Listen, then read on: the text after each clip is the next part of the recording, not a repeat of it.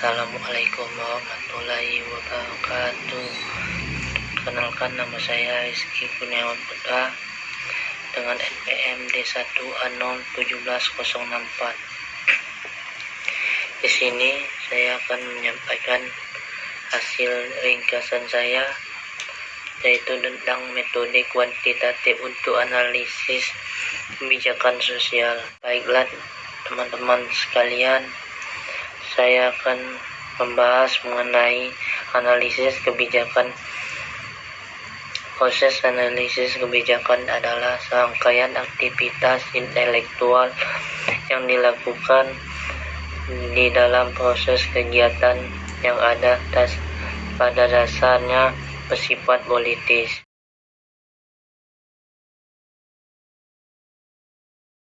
Aktivitas politis tersebut dijelaskan sebagai proses pembuatan kebijakan yang divisualisasikan sebagai serangkaian tahap yang saling bergantungan dan diatur menurut urutannya. Yang pertama yaitu agenda, menyusun agenda.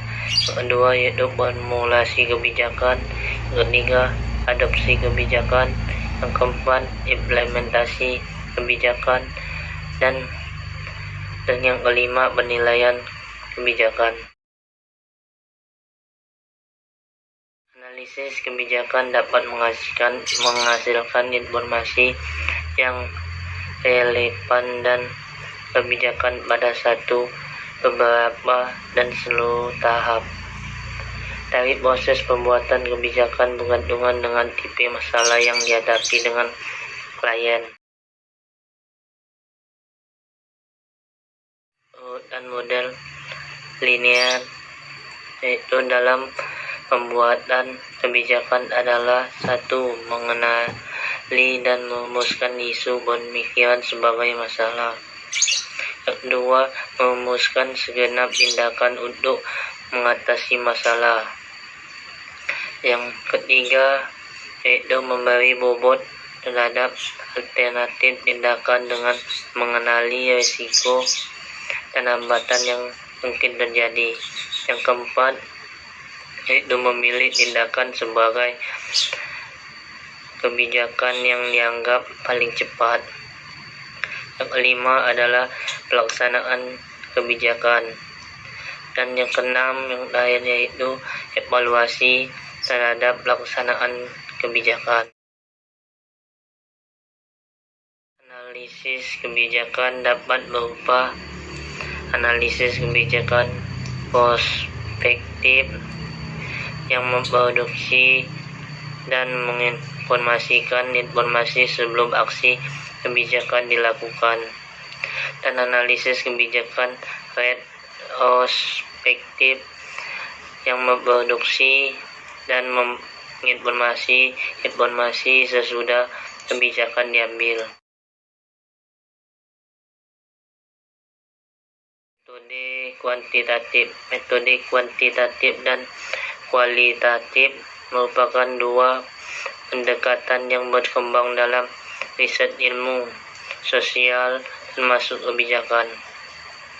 Pendapat kuantitatif pada umumnya tidak banyak menimbulkan perdebatan dibandingkan dengan kualitatif karena lebih terukur dan melibatkan pengguna data seperti data numerik, sehingga dapat mengurangi subjektivitas atau bersifat bias. Pendekatan kuantitatif dapat membedakan variabel secara mudah, sehingga dimodelkan dengan berbagai model statistik dan membuang faktor-faktor yang tidak terkait dengan objek penelitian. Sebaliknya, pendekatan kualitatif cenderung subjektif, di mana pandangan penelitian biasanya menjadi bagian dalam kesimpulan penelitian. Pendekatan kualitatif digunakan dalam situasi tidak terlalu jelas apa sesungguhnya dicari dalam suatu penelitian. Perbedaan antara metode kuantitatif dan kualitatif dapat juga dilihat dari pengumpulan dan analisis data. Pada metode kualitatif, mengumpulkan data biasanya tidak dilakukan secara random, tetapi dengan tujuan tertentu. Riset untuk mengukur secara akurat tentang suatu perihal yang sedang dikaji. Sedangkan metode kualitatif lebih cenderung meneliti fenomena dan rincian deskripsi dari suatu perihal. Pendekatan partisipatif yaitu kepentingan.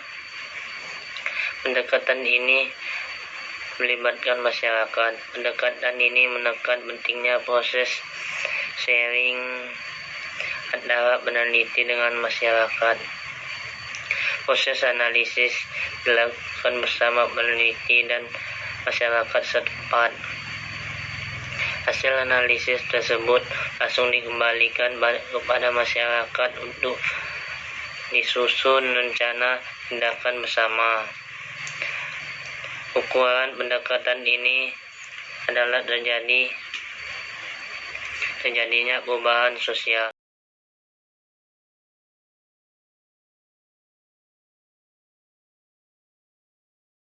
Analisis multi kriteria merupakan metode analisis kuantitatif yang memudahkan pengambilan keputusan dari berbagai situasi, pengambilan keputusan dengan berbagai opsi yang tersedia. Analisis stakeholder.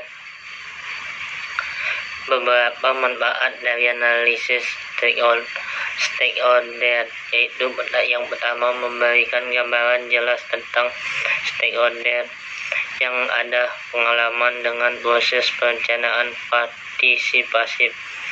2. Memberikan kesempatan semua pihak untuk memahami kondisi dan dinamika masyarakat. Yang ketiga, memberikan data yang diperlukan untuk menentukan tujuan, sasaran, dan teknik pelaksanaan perencanaan pembangunan. Serta yang keempat, menyediakan data dasar bagi kepentingan evaluasi dan monitoring perencanaan partisipatif.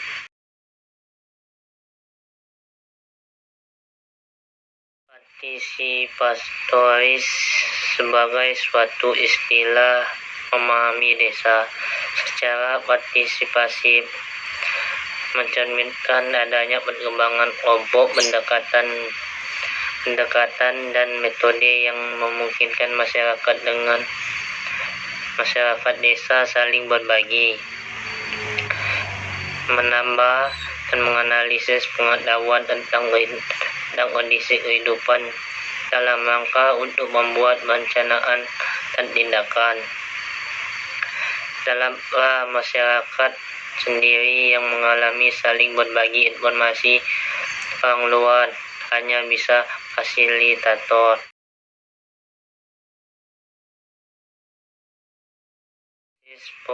Perspektif adalah suatu cara atau pendekatan untuk menganalisa beragam kemungkinan yang terjadi di masa depan. Berdasarkan situasi saat ini, pendekatan perspektif menekan pada proses-proses evolusi jangka panjang sehingga dimensi waktu menjadi salah satu unsurnya. Analisis ini salah satu metode dengan pendekatan sistem atau pendekatan holistik. Tujuan dari analisis prospektif adalah satu, untuk mendefinisikan tujuan pembangunan jangka panjang dari sistem yang dipelajari, untuk menentukan strategi yang akan diikuti agar sistem mencapai tujuan. Strategi berupa rangkaian keputusan yang pentingnya untuk mencapai tujuan dengan dugaan, untuk memperkirakan interaksi yang mungkin sebagai akibat dari keputusan. Yang ketiga adalah untuk menerjemahkan strategi ke dalam perencanaan tujuan umum dan strategi yang muncul dari analisis prospektif yang berguna untuk menentukan prioritas dalam proses perencanaan. Yang harus dilakukan dalam analisis prospektif yaitu mengidentifikasikan faktor penentu di masa depan. Yang kedua, menentukan tujuan strategis dan kepentingan pelaku utama. Yang ketiga, mendefinisikan dan mendeskripsikan evolusi kemungkinan masa depan.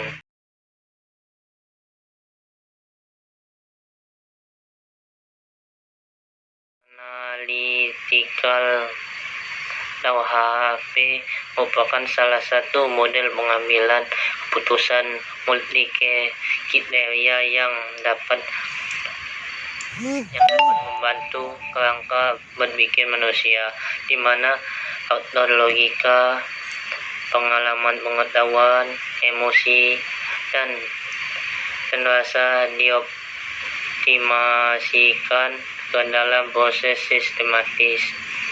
Pada dasarnya, HHP merupakan metode yang digunakan untuk memecahkan masalah yang kompleksnya dan tidak terstruktur ke dalam kelompok-kelompoknya. Dengan mengatur kelompoknya tersebut ke dalam suatu hierarki, kemudian memasukkan nilai numerik sebagai pengganti persepsi manusia dalam melakukan perbandingan relatif.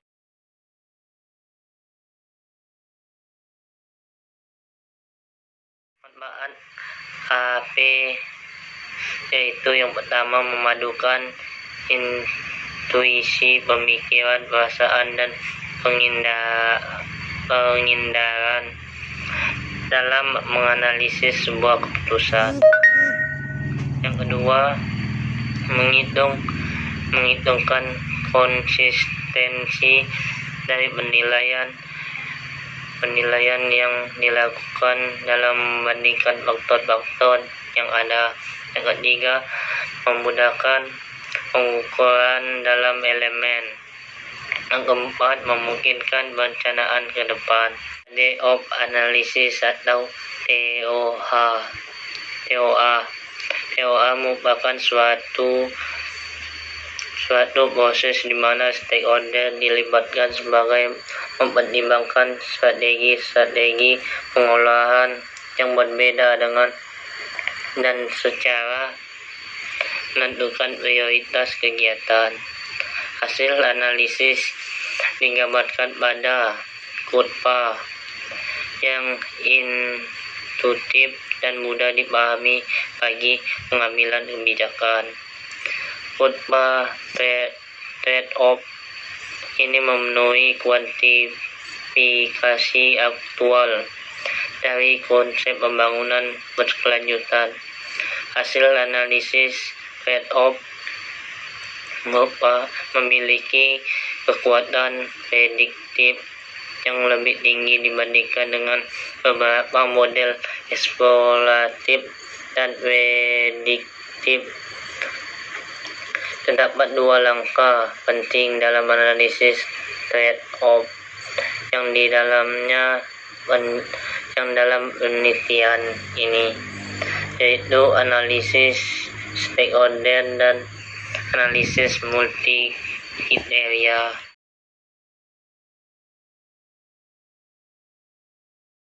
Di dimensional atau MDS, metode MDS dapat memotret tingkat keberkelanjutan pembangunan pada saat yang dilihat dari semua dimensi pembangunan, yaitu nilai buruk mencerminkan yang paling tidak menguntungkan bagi sistem pengolahan. Sebaliknya, nilai baik mencerminkan kondisi yang paling menguntungkan di antara dua ekstrim nilai ini tersebut. Terdapat satu atau lebih nilai antara bergantungan dari jumlah peringkat pada setiap atribut.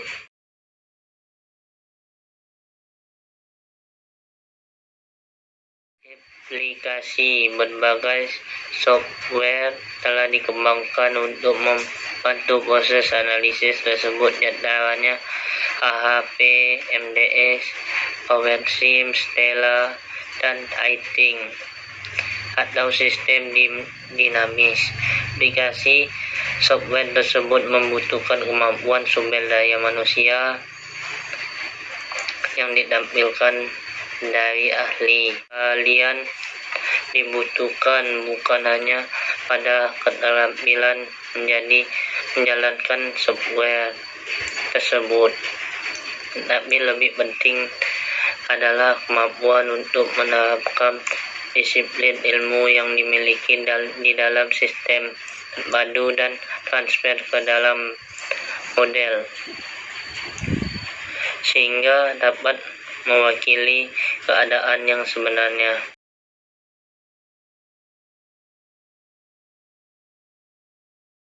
Mungkin itulah hasil dari ringkasan dari saya. Apabila ada kesalahan, saya mohon maaf. Terima kasih teman-teman.